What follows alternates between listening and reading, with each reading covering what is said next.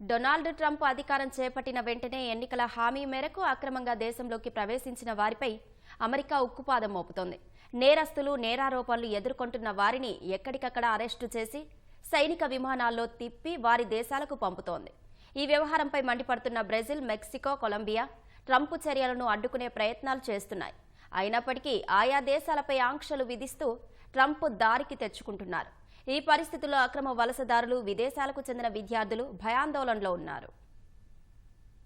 అక్రమ వలసదారుల విషయంలో అమెరికా అధ్యక్షుడు డొనాల్డ్ ట్రంప్ అన్నంత పని చేస్తున్నారు. సరైన పత్రాలు లేకుండా దేశంలోకి దొడ్డిదారిన ప్రవేశించిన వారిని పెద్ద ఎత్తున స్వదేశాలకు తిప్పి పంపుతున్నారు. ఇందుకోసం సైనిక విమానాల్ని వినియోగిస్తున్నారు. ఈ విమానాల్ని తమ భూభాగంలోకి అనుమతించేది లేదని బెదిరిస్తున్న దేశాలపై ఆంక్షల కొరడా జులిపించి దారికి తెచ్చుకుంటున్నారు. ఈ పరిణామంతో మధ్య, దక్షిణ అమెరికా దేశాలు ఉక్కిరిబిక్కిరవుతున్నాయి. సరిహద్దున ఉన్న మెక్సికోతో పాటు Brazil, Colombia, Guatemala, Honduras, El Salvador వంటి దేశాలు అమెరికా చర్యలపై మండిపడుతున్నాయి. తమ దేశవాసుల్ని గొలుసులతో బంధించి అమానవీయంగా సైనిక విమానాల్లో తరలిస్తున్నారంటూ ఆగ్రహం వ్యక్తం చేస్తున్నాయి. డిపోర్టేషన్ కు సైన్యాన్ని వినియోగించడంపై దేశీయంగా నిరసనలు వ్యక్తమవుతున్నా వలసదారుల్ని పంపేస్తే అమెరికాలో వివిధ పనులు చేసేవారు లేకుండా పోతారని, వారిని వెనక్కి పంపడంలో సున్నితంగా వ్యవహరించాలని పలువురు సూచిస్తున్నా ట్రంప్ వెనక్కి తగ్గడం లేదు. ఫలితంగా సరైన పత్రాలు లేకుండా అమెరికాలో ఉంటున్న లక్షల మంది వణికిపోతున్నారు.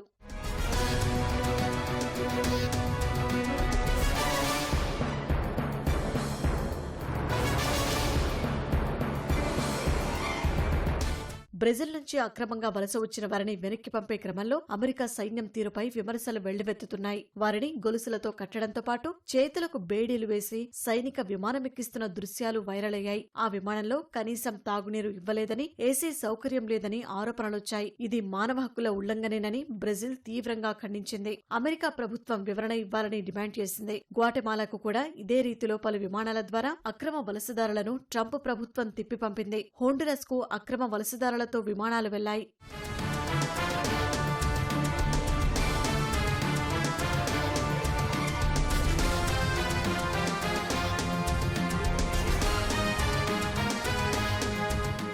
అమెరికా తిప్పిపంపిన అక్రమ వలసదారుల విమానాన్ని తొలుత మెక్సికో అనుమతించలేదు. సరైన విధానాలు పాటించినందున తిరస్కరించే హక్కు తమకు ఉందని స్పష్టం చేసింది. అయితే ఆంక్షల హెచ్చరికలతో ఆ దేశం వెనక్కి తగ్గక తప్పలేదు. అమెరికా నుంచి వచ్చే అక్రమ వలసదారుల విమానాలను అనుమతించేందుకు తొలుత నిరాకరించిన కొలంబియా ట్రంప్ టారిఫ్ హెచ్చరికలతో దిగొచ్చింది. అమెరికా సైనిక విమానాలను దేశంలోకి ప్రవేశించకుండా నిషేధిస్తున్నారని కొలంబియా అధ్యక్షుడు గుస్తావో పెట్రో మొదట స్పష్టం చేశారు. వారిని గౌరవంగా పంపేందుకు అమెరికా నిబంధనలు రూపొందిస్తే అనుమతిస్తామని పేర్కొన్నారు. అమెరికా సైనిక విమానాన్ని వెనక్కి పంపారు. ఈ పరిణామంతో కొలంబియా నుంచి అమెరికాకు దిగుమతయ్యే వస్తువులపై 25% టారిఫ్ విధిస్తామన్న ట్రంప్ వారంలో 50% పెంచుతామని పేర్కొన్నారు. వీసాపై పరిమితులు విధిస్తామన్నారు. దీంతో కొలంబియా వెనక్కి తగ్గింది.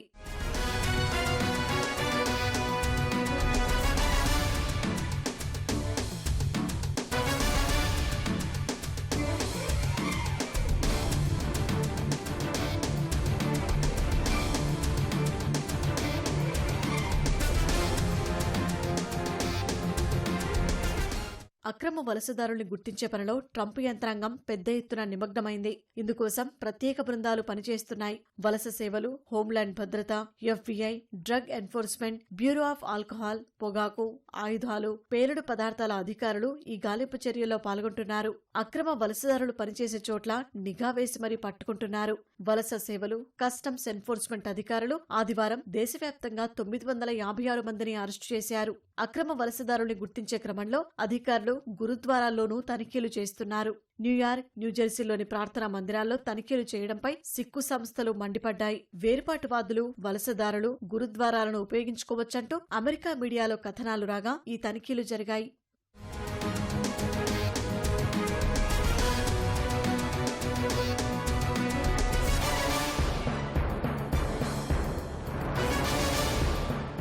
మరోవైపు వివిధ దేశాలకు చెందిన లక్షల మంది విద్యార్థులు F1 వీసాలపై అమెరికా వెళ్లి చదువు ఖర్చుల కోసం కళాశాలల బయట పార్ట్ టైం ఉద్యోగాలు చేసుకుంటున్నారు. ప్రభుత్వ యంత్రాంగం తాజా చర్యలతో ఈ విద్యార్థులు హడలిపోతున్నారు. ప్రభుత్వం తమను ఎక్కడ లక్ష్యంగా చేసుకుంటుందోనని ఆందోళన చెందుతున్నారు.